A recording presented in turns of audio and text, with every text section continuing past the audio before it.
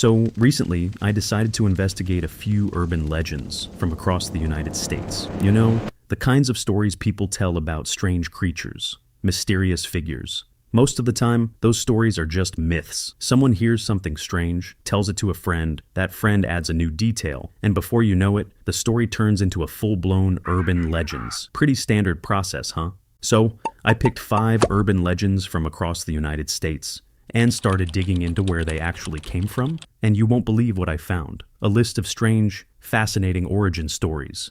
But while going through that list, one case stood out, the 5th one, because this one was different. Unlike the others, in this case, the police actually proved that the urban legend was real. Yeah, real, and I'm not bluffing. I have the proof. You'll see it later in the video anyway. And now, trust me, looking into some of these places wasn't exactly relaxing. I mean, people do all kinds of things for money. Apparently, investigating urban legends is one of them. Yeah, poor me. Anyway, my name is Mr. Red Notes, and tonight we're opening 5 urban legends case files. So, let's start with the first one, the Charman. Now, this one caught my attention almost immediately, because unlike many urban legends that just float around the internet, this one is tied to a very specific place, a bridge, near the town of Ojai, California. And if you drive there, late at night, locals say you might see something, standing near the road. Witnesses describe a figure that looks completely burned, skin, blackened, body, charred, almost like someone walked straight out of a fire. Some drivers say they've seen it standing near the trees, just watching. And according to some stories, people have even reported hearing screaming coming from the forest nearby. Which, I'll be honest, is not exactly the kind of sound you want to hear while driving alone at night. Now, whenever I hear a legends like this, the first question I ask is simple. Where did the story actually come from? And in this case, there actually was a real disaster connected to the area. Back in 1948, a massive wildfire known as the Matilija Fire tore through the Ojai Valley. The fire burned huge areas of forest and destroyed homes across the mountains. And events like that tend to leave behind more than just burned land. They leave behind stories. According to the most popular version of the legend, a father and his young son were driving through the mountains when their car crashed and caught fire. The father survived, but his son died inside the burning vehicle. The story says the father was driven completely insane by grief. Some versions claim he started setting fires across the forest. Others say he burned himself while desperately searching for his son, and eventually, his burned spirit never left the mountains. Now, according to the legend, he wanders the roads near the bridge at night. As the story spread, especially among teenagers in the 1970s, the location became a kind of local dare spot. People would drive there at night, turn off their headlights, and wait just to see if the Charman would appear. When I first read about that little turn off your headlights and wait tradition, I thought, hell yeah, that sounds like a terrible idea. But curiosity got the better of me. So I actually went there, and let me tell you, at one point I heard something moving in the bushes, and I nearly ran for my life. Oh, wait, did I say run? No. I was not scared. I was just, practicing for a marathon. But Charman was only the first case I looked into, and the next legend on this list might be even stranger. Because this time, the stories involve children. Oh, I love children, but not these children. These ones show up at people's doors late at night with completely black eyes. Yeah, that's a little unsettling. Let's open the next case file. The Black-Eyed Children, case file number 2. Let me start this one with a situation. Imagine it's late at night, you're at home, maybe watching TV, everything is quiet. Then suddenly, someone knocks on the door. So you walk to the door, open it, and see 2 children standing outside. They look about 10, maybe 12 years old. Then one of them politely asks, "Can I come in, please?" Now at this point, most people would probably feel uncomfortable. But here's the part that really makes this story disturbing. When witnesses look into the children's eyes, they're completely black. No white, no iris, just solid black. But witnesses say the moment they look into those eyes, they feel an overwhelming sense of fear. Like every instinct in their body is telling them one thing: do not let them in. If a kid shows up at my door at midnight with completely black eyes, asking to come inside, I am not opening that door. In fact, I'm probably looking for the back door of my house, so I can run away first. Remember, marathon practice. Yeah, that's what that was. But here's where this legend gets really interesting, because unlike many urban legends that slowly evolve over decades, we actually know exactly where this one started. Back in 1996, a journalist from Texas named Brian Bethel shared a strange story online. He said one night he was sitting in his car outside a movie theater when two boys approached his window. They knocked on the glass and asked for a ride. At first, the request sounded normal. They said they needed to go home to get money for movie tickets, but Bethel said something about them immediately felt wrong. And when he finally looked closely, he noticed their eyes, completely black. Bethel said a sudden wave of fear hit him, and he immediately drove away. Not long after he shared the story online, something strange happened. Other people began reporting similar encounters. Different cities, different states, but the same details kept appearing. Children, late at night, black eyes, and the same request, "Let us in." Over time, the story spread across the internet and became one of the most famous modern urban legends in America. Some people believe the children are paranormal entities pretending to be human. Others think they could be something demonic. And skeptics believe it's simply an internet legend that spread like a creepypasta. But the next case I investigated might be even more disturbing, because this time, there are no monsters. Just a quiet house and a babysitter. Case file number 3. The babysitter and the man upstairs. Now, this one is different from the previous stories because there are no burned ghosts, no strange children with black eyes, just a normal house. The legend usually begins with a teenage babysitter. She's watching a couple of kids while the parents are out for the evening. The house is quiet, the kids are upstairs, sleeping, and she's sitting in the living room watching TV. Pretty normal situation until the phone rings. She answers, but instead of a normal caller, a strange voice asks a simple question. Have you checked the children? Now she assumes it's just a prank call, so she hangs up. A few minutes pass, then the phone rings again. She answers, and the same voice repeats the exact same sentence. The calls keep coming, each time the same question. Eventually, the babysitter gets scared enough to call the police.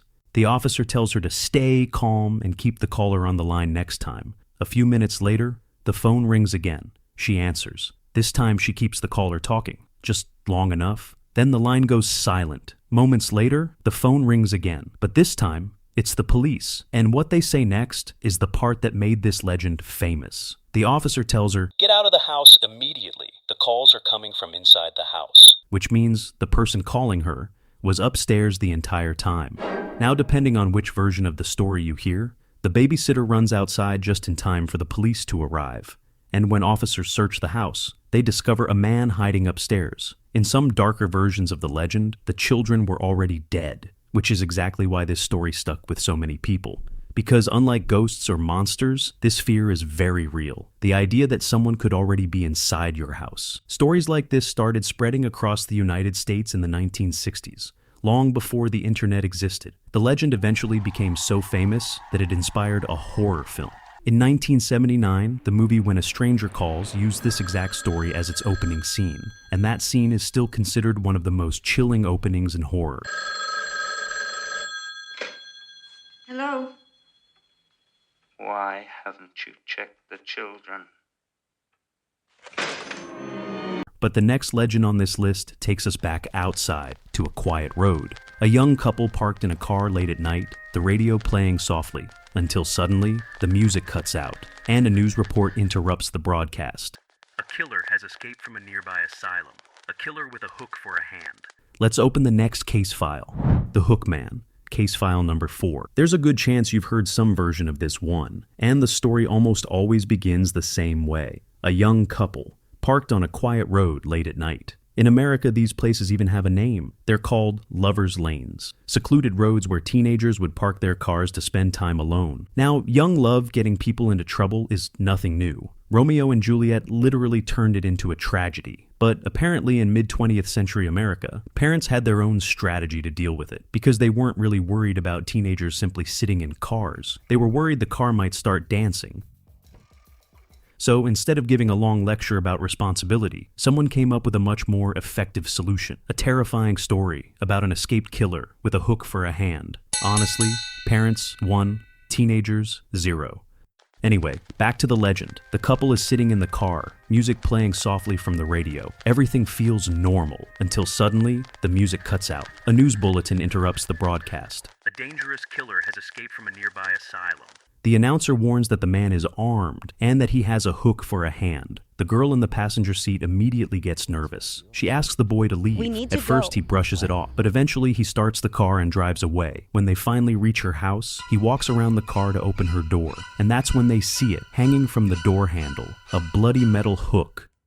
Which means while they were sitting in that car, the killer might have already been there. Now, when I first heard that part of the story, I had two thoughts. First, that is absolutely terrifying. Second, those two should probably reconsider their choice of parking locations. But while I was investigating the origin of this legend, there may actually be a real crime behind it. In 1946, a mysterious attacker known as the Texarkana Phantom Killer targeted young couples parked in isolated areas. Several people were attacked during those nights. The crimes terrified the entire region, and stories like that have a way of slowly evolving into urban legends. Now, personally, if I had to guess why the hook man keeps showing up at lovers' lanes, I think my guy might just be single. I mean, imagine wandering around dark forests all night, and the only thing you keep running into is happy couples on dates. At some point, that would make anyone a little jealous. But while I was investigating the origins of these urban legends, something started bothering me. Because every story we've looked at so far follows the same pattern. A rumor, a tragedy, a creepy detail added over time. That's usually how urban legends are born. But during this investigation, one case kept showing up that didn't fit that pattern at all. But the deeper I looked into it, the more disturbing it became. Because this time, the legend didn't stay a story. And the place where it all began was Staten Island, New York. Let's open the final case file. Case file number 5, the Cropsey. Back in the 1960s and the 1970s, kids growing up in Staten Island, New York, were warned about a terrifying figure called Cropsey. According to the story, Cropsey was an escaped mental patient. He was said to be hiding somewhere in the woods near an abandoned institution called Willowbrook State School. And at night, the story said he would come out of the forest and kidnap children who wandered too far from home. Different versions of the legend described him carrying different weapons. But the message of the story was always the same. Don't go near the woods, don't wander around at night, and definitely don't go anywhere near Willowbrook. Now, if you grew up hearing stories like that as a kid, you probably assumed it was just another monster story. Every town has one. A local boogeyman used to scare kids into coming home before dark. But when I started investigating this legend, I realized something about the story that made it a lot more disturbing. Because the place mentioned in the legend actually existed. Willowbrook State School opened in 1947 as an institution for children with intellectual disabilities. At its peak, thousands of patients lived there, but over time, disturbing reports began to surface. Investigations in the early 1970s revealed patients were neglected, many were abused, some were kept in overcrowded rooms with terrible living conditions. In 1972, journalist Geraldo Rivera exposed the conditions inside Willowbrook.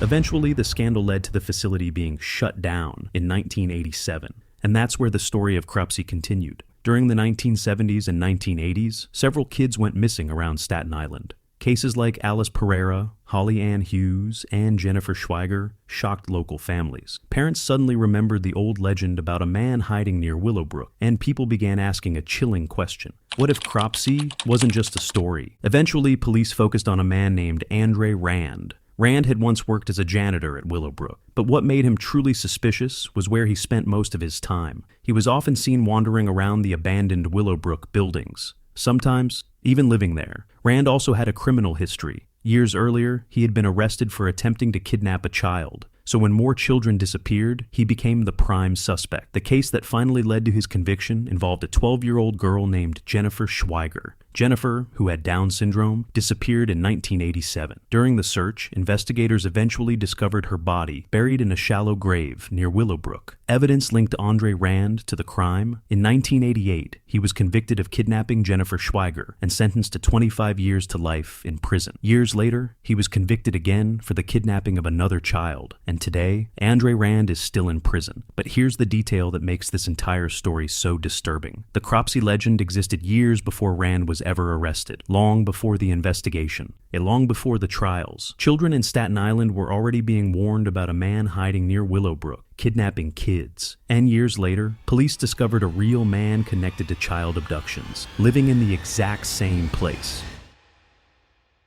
Those were 5 urban legends from across the United States. Some of them are probably just stories. But as we saw with the Cropsey case, sometimes a legend gets a little too close to reality.